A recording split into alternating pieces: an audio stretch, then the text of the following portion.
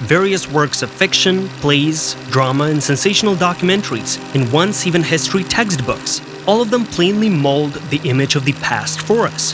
However, the people who do all this adapt the story either to create a more complete image, books, feature films, or for political purposes, such as textbooks or sometimes documentaries. But adaptation implies an abnormal simplification or even a deliberate distortion of what has been reported by verified sources in one way or another. The aftermath is that the big part of the world's population has at least these 10 historical myths in their heads, and today we'll delve into them. Welcome to Flip Side of History. Let us continue this episode. Myth number 1. Nero played a stringed instrument while enjoying the sight of burning Rome. This emperor simply could not enjoy the tragic spectacle, for at the time of the fire he was in his villa, at a considerable distance from the Eternal City. There are already fantasists who assume that this princeps and the arson of the Roman quarters, well, the version is not based on anything. Myth number 2. Caligula appointed the horse as his consul, his co-emperor in Rome. If you reread the texts of Gaius Suetonius more carefully, it turns out that it was a joke of the writer. In any case, this thing is not confirmed anywhere else. It was only said that Boot had appointed his favorite horse as one of the senators. But let's not forget that consul and senator are completely different positions. Myth number 3. Weak-looking and ill newborns were thrown down a cliff by the Spartans. The author of many ancient annals, a certain Plutarch, asserted that the Spartans brought their newborn children to an elder, who examined them. The elders who noticed the defects, according to him, had a good reason to take the child's life, throwing him into the abyss. But the archaeologists, having checked all the available layers of the surface of the point located directly under that rock, did not find any remains at all. This is just an example of the bias caused by this or that political views. Plutarch, like many of his peers of the time, as well as old writers of the same views as himself, deliberately made Sparta look barbaric. On the contrary, though, in Attica, one of the physicians of that age, Soranus, wrote a treatise on the importance of examining infants, then urgently get rid of those who will without any doubt not survive later. It was also written on the side that Spartan men were engaged in campaigns, intimacy with each other. But such hobbies were equally characteristic of the inhabitants of the entire ancient Mediterranean. Myth number 4. The daughter of the Native American chief risked her life for a man with surname Smith. Today we all know the beautiful Pocahontas, who, having fallen in love with one of the young colonizers of her homeland, translator John Smith, tried in every possible way to save him from her own Algonquian peoples. With the help of this authentic fairy tale, the little-known John Smith simply wanted to go down in history, clinging to the really well-deserved fame of a fearless Native American woman, who negotiated with the English much more successfully than Smith negotiated with the original population of Americas. The fact is that the story told by the mentioned British guy is full of contradictions. Myth number 5. My boy, Brutus. We know this phrase from historical novels and from various films. It was supposedly voiced by Gaius Julius Caesar at the moment when a bunch of conspirators in the Senate building began to slaughter him. However, at the moment, more of those sources have been discovered that say that Caesar did not have such last words.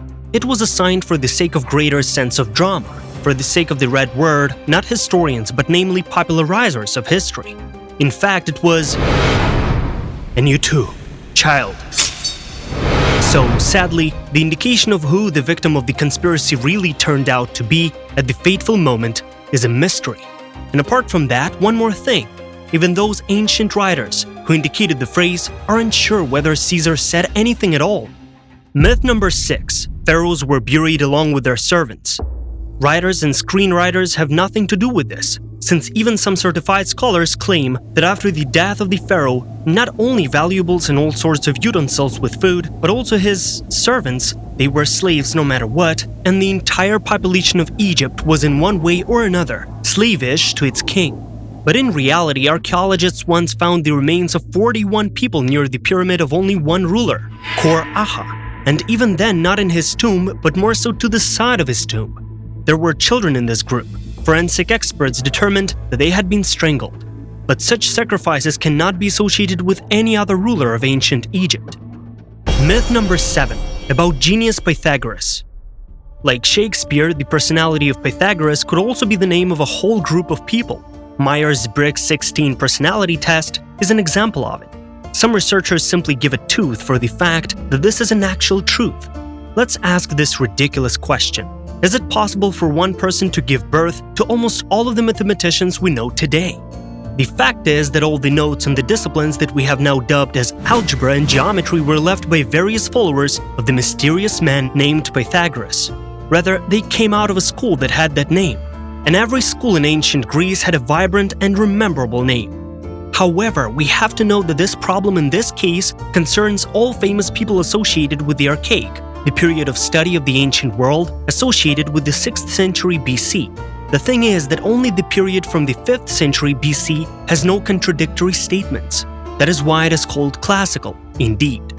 At the present moment, it is just common for serious scholars not to argue about who were the outstanding personalities who lived around the world before the 5th century BC by looking especially at certain people or collectives.